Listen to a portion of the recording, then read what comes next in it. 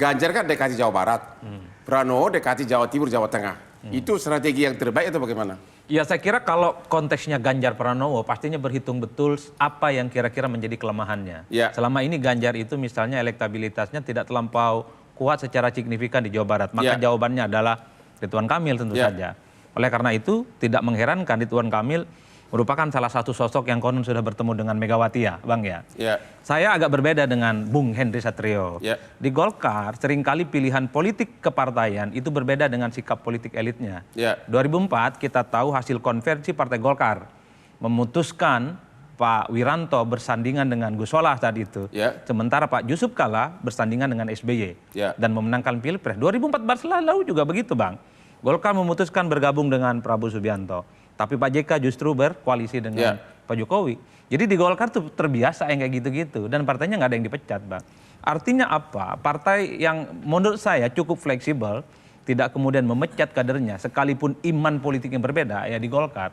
Oleh karena itu, kalaupun toh Ridwan Kamil diminati oleh PDIP sebagai pendampingnya Ganjar, rasa-rasanya tidak perlu untuk keluar apalagi izin misalnya ke Golkar. Ini realitas politik yang menurut saya ada korespondensi historisnya yang tidak bisa dibantah. Prabowo sama Anies kuat di Jawa Barat.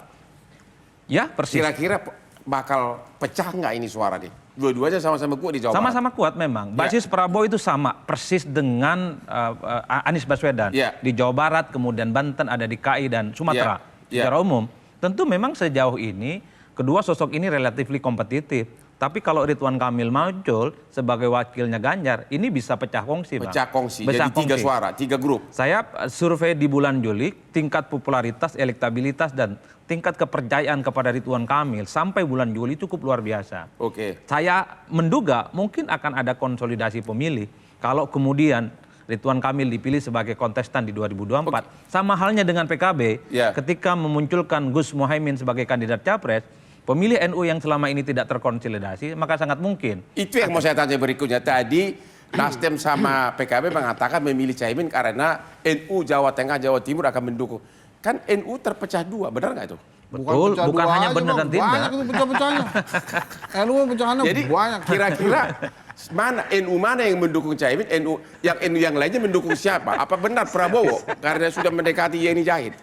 Ya, NU itu banyak mazhabnya sejak awal. Kalau NU-nya PKB tentu adalah NU-nya Gus Muhaimin, ada Kiai Said dan seterusnya dan seterusnya. Nah, sementara PBNU-nya kan ada.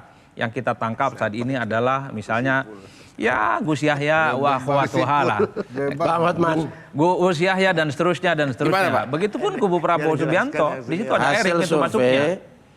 NU surveinya LSI DNIJA.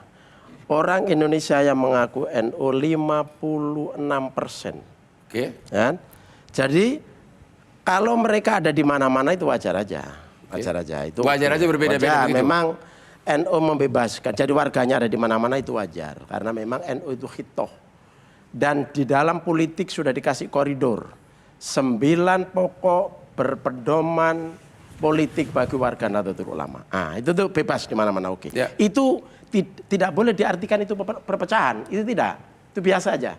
Nah, dalam konteks untuk wakil presiden, siapa yang diidolakan oleh warga Nahdien? Hasil survei juga adalah Caimin.